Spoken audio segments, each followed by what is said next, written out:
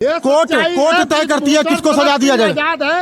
ये सच्चाई है कुलदीप सिंह बाहर है, ये सच्चाई है धनंजय सिंह बाहर है, ये सच्चाई है राजा भैया बाहर है। एक समुदाय को टारगेट क्यों किया जा रहा है?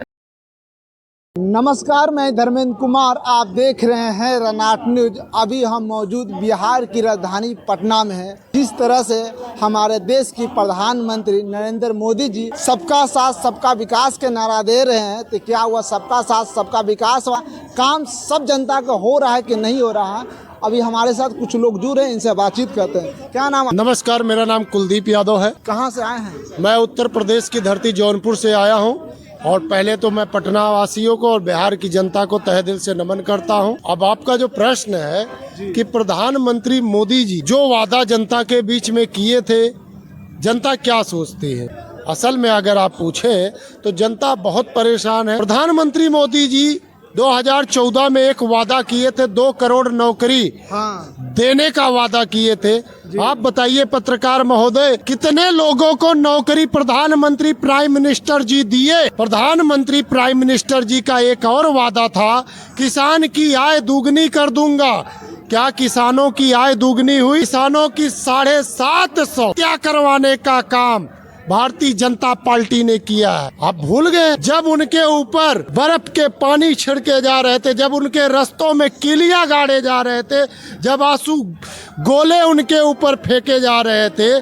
दिल्ली और हरियाणा का बॉर्डर आप तो भूले नहीं है, इतिहास में काले पन्ने में लिखा गया है। आप प्रूफ मांग रहे हैं। आप बेटी बचाओ बेटी पढ़ाओ का नारा दिए थे प्राइम मिनिस्टर मोदी जी। क्या बेटियां आज भारत में सुरक्षित है? नहीं सुरक्षित है। संगीता फोगाट, साक्षी मलिक 38 दिन तक, और जब वो बेटियां गोल्ड मेडल लेके आई थी, माननीय प्राइम मिनिस्टर मोदी जी आपने कहा फोगाट तुम मेरी बेटा हो। लेकिन जब वही इंसाफ के लिए जंतर मंतर पे धरना दी, 100 मीटर पे गृह मंत्रालय था अमित शाह का, 1 किलोमीटर पे प्रधानमंत्री मोदी जी का, इंडिया प्राइम मिनिस्टर जी का कोठी था, लेकिन वहां पर अपनी बेटियों का दुख सुनने के लिए नहीं गए। आज दिल्ली में किसान धरना देना चाहते हैं। प्रधानमंत्री मोदी जी, इंडिया के प्राइम मिनिस्टर जी, आपसे अनुरोध करता हूं, किसानों को बुलाकर उनकी समस्या का हल करने का काम करिए। वो आतंकवादी नहीं है, उनके ऊपर आंसू गोले मत दौड़ा फेंको, उनके रास्तों में बड़े बड़े पहाड़ के पत्थर मत रख दीजिए, उनकी बातें सुनने का काम करिए। आप जवाब लीजिए।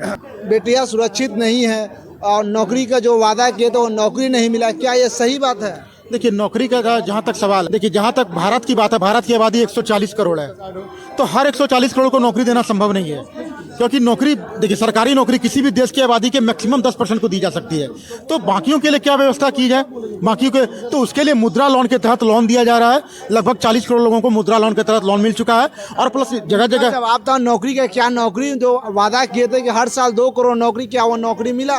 देखिए, नौकरी नहीं, रोजगार के अवसर बोले थे। तो जब मुद्रा लोन में आपको लोन दिया जा रहा है अपना स्वरोजगार स्व व्यापार खोलने के लिए, वो भी एक तरह से नौकरी हुआ ना। रोजगार लोन दिया गया लगभग, हाँ बिल्कुल, गूगल पर आप देखेंगे तो लगभग 40 करोड़ लोगों का लोन खा सकते हैं। आप गूगल पे देख लीजिए सर्च करके। 40 करोड़ लोगों का मुद्रा लोन पास हो चुका है और करीब 25-30 लाख 10 लाख के आसपास सरकारी बहाली हो चुकी है। और भी प्राइवेट क्षेत्र में फैक्ट्रीज खुल रहे हैं, इंडस्ट्रीज खुल रहे हैं, वहाँ भी बहाली हो रही है। इनका सवाल था कि बेटी सुरक्षित नहीं है भारत में। देखिए, बेटी अगर बेटी पर कोई हमला होता है या किसी प्रकार कोई होता है तो उस पर कार्रवाई भी होती है। घटनाएं तो बेटियों के साथ कांग्रेस के जमाने में हुई थी। दिल्ली का वो निर्भया कांड तो था। NCRB का आंकड़ा जो है क्राइम का, वो पार हो चुका है। तो अगर क्राइम हो रहा है तो उस पर कार्रवाई भी होती है। जब बुलडोजर चलता है, गिरफ्तारियां होती हैं, इनकाउंटर होते हैं, तो अखिलेश जी के समर्थक, यहाँ तेजस्वी जी के समर्थक, ये लोग को दर्द होने लगता है। तो जब कार्रवाई होती है तब भी आपको दर्द है, नहीं कार्रवाई है तब भी आपको दर्द है। भाई न्यायालय ना करेगा भैया कि बुलडोजर बाबा के नाम से इसको सम्मानित कर दिए हैं। योगी बाबा का नाम है, कोई भूल गया, सब बुलडोजर बाबा बोलते हैं। अरे न्यायालय का कोई सम्मान है कि नहीं देश में? अरे संविधान से देश चलेगा कि आपके कानून से देश चलेगा? ये बताइए।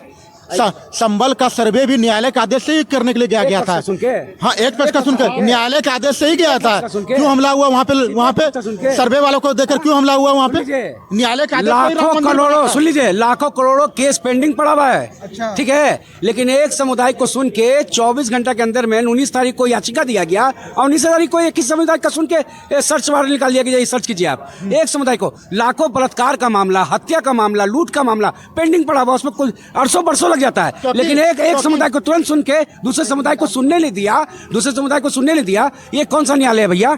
ये कौन सा न्यायालय? अभी इन्होंने कहा कि बेटियां बचाई जा रही, इनकाउंटर किए जा रहे हैं, इन्होंने कहा ना। अब इन्हीं से मैं पूछ रहा हूं, ब्रिजभूषण शरद सिंह के ऊपर मुकदमा दर्ज क्यों नहीं हुआ? जब पॉक्सो एक्ट लगा, 8 दिन बाद उनके ऊपर जब जंतर मंतर पे देश की गोल्ड मेडलिस्ट बेटियां बैठी, तब जाके एक्शन में आई सरकार। और आज भी ब्रिजभूषण शरद सिंह आजाद घूम रहे हैं, कुलदीप सिंगर घूम रहे हैं, धनंजय सिंह घूम रहे हैं, राजा भैया घूम रहे हैं। एक जात समुदाय के लोग आज राजनीतिक संरक्षण मिल रहा है और गरीब, केवल जो गरीब है, जो किसान है, जिसने कुछ भी नहीं किया है, हवाई चप्पल पहन के इनकाउंटर करते हैं और न्यायालय की बात कर रहे हैं। इन्होंने तो लोकतंत्र और संविधान का जिस प्रकार से हनन करना था वो इन्होंने किया है। जाति देखकर सजा दिया जा रहा है। उत्तर प्रदेश नहीं, पूरे भारत। अब सच्चाई बोल दी है तो कुछ भी बोलेंगे। ये सच्चाई है, ये कोर्ट तय करती है किसको सजा दिया जाए। ये सच्चाई है, कुलदीप सिंगर बाहर है, ये सच्चाई है, धनंजय सिंह बाहर है, ये सच्चाई है, राजा भैया बाहर है। एक समुदाय को टारगेट क्यों किया जा रहा है? पहली बात, कुलभूषण शरण सिंह पर आरोप लगा गया था और उसके वजह से उनका लोकसभा का टिकट भी काटा गया था। कोई न्यायालय ने दोष साबित नहीं किया था। इसलिए अगर न्यायालय साबित नहीं करती है दोष, तो उस पर सजा नहीं मिलेगी। और गीता फोगाट, बबीता फोगाट जो बोल रहे हैं, ऐसा भी तो हो सकता है कि उस समय विधानसभा चुनाव होने वाला था, सुर्खियां हासिल करने के लिए वो कही हो। न्यायालय ने क्यों नहीं सजा नहीं दिया ब्रिजभूषण शरण सिंह को? अगर न्यायालय उनको सजा नहीं दे रही है तो ये सजा देने वाले कौन होते हैं? ये कौन होते हैं उनको दोषी बोलने वाले? ये न्यायालय के जज हैं क्या? जैसे इन कहना है कि जो क्राइम कर रहा है उनको जाति देखकर सजा दिया जा रहा है। आप एक पत्रकार हैं, सजा कोर्ट देती है या कोई आदमी देती है? कोर्ट जाति देखती है, वो सबूत और गवाह देखती है। जिसके खिलाफ सबूत और गवाह मिलेगा वो जाएगा जेल, चाहे किसी भी जाति, किसी भी धर्म का हो।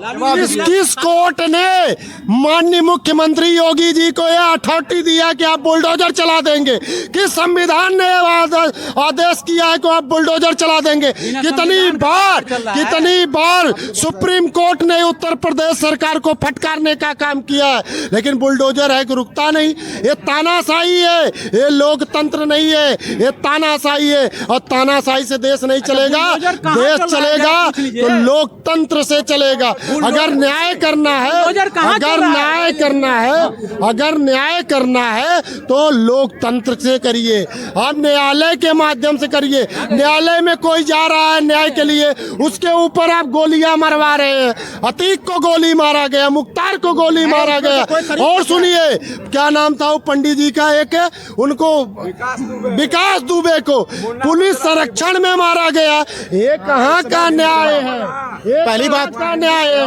अगर आज गोली और बुलडोजर से न्याय होगा तो एक बार जरा खुल के बताएं ना, तो हम खुल के बताएं कि हम भैया संविधान को नहीं मानते, हम संविधान को नहीं मानते। मौका दीजिए। इन्होंने संविधान की बात की। जब इमरजेंसी लगाया गया था, बेकसूरों को जेल में डाला गया था, तभी संविधान का हनन नहीं हुआ था। 84 में सिख समाज के लोगों की हत्या हुई, तभी संविधान का उल्लंघन नहीं हुआ था। बड़ा पेड़ गिरेगा तो धरती हिलेगा। अंबेडकर जी ने क्या कहा था कि संविधान की जो प्रस्तावना है वो संविधान की आत्मा है, प्रस्तावना में संशोधन नहीं किया जा सकता है। इंदिरा जी के समय संविधान के प्रस्तावना में संशोधन किया गया, धर्मनिरपेक्ष जोड़ा गया, सोशलिस्ट जोड़ा गया। उसमें क्यों प्रस्तावना में संशोधन किया? अपने अम्बेडकर जी के मर्जी के खिलाफ संविधान का उल्लंघन नहीं हुआ। और ये मुख्तार अंसारी, इन्होंने विकास दुबे, मुख्तार अंसारी, अतीक, विकास दुबे ने 9 पुलिस वालों को शहीद किया था। उसको गिरफ्तार करके ले जा रही थी पुलिस, वो पुलिस का हथियार छीन के भागने की कोशिश कर रहा था, तो उसका इनकाउंटर हुआ था। ये इनकाउंटर रिपोर्ट में दर्ज है, गूगल में सर्च करिए। दूसरा, मुख्तार अंसारी, उनकी मृत्यु हार्ट अटैक से हुई थी। डॉक्टर का पोस्टमार्टम रिकॉर्ड निकाल कर देखिए। अनर्गल कुछ एजेंडा चलाते हैं बिना सबूत गवाह के। और देश का माहौल खराब। और दूसरी बात, भैया ने कहा अहमद कौन सा बंदूक छीन के भाग रहे थे? अतीक अहमद कौन सा हथियार छीन के भाग रहे थे? वो गैंगवार में मारे गए थे, सिक्योरिटी में पुलिस थे, मारा था अतीक अहमद को। सिक्योरिटी में थे। अरे यार, फिर कैसे मारे गए? अगर योगी जी के उत्तर प्रदेश में इतना ही लोकतंत्र और लौ मजबूत है तो कहां से क्राइम करने वाले आ जाते हैं? तो ये साफ मतलब है कि ये लोकतंत्र संविधान से न्याय नहीं जानते हैं, ये सीधा गोली और इंदिरा गांधी बुलडोजर की चला बात रही कर रहे हैं। थी, इमरजेंसी जब लगा था, बिहार में भी चलेगा। 2025 में बीजेपी का मुख्यमंत्री जब बिहार में बनेगा, यहाँ भी बुलडोजर चलेगा।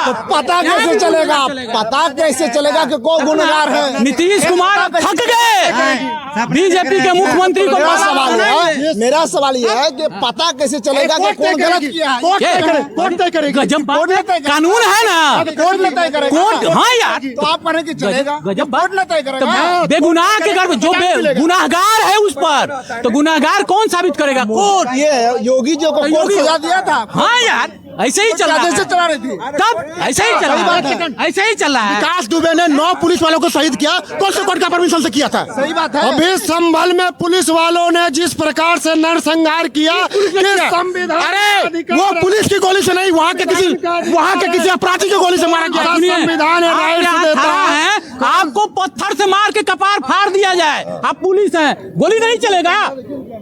पुलिस का कपार फाड़ पुलिस का मानवाधिकार नहीं होता है। आप पुलिस पर हमला कीजिएगा, पुलिस पलटवार नहीं करेगा। पुलिस पर अगर कोई हमला करेगा तो पुलिस को यह पूरा अधिकार है, पुलिस उसके साथ निपटेगी।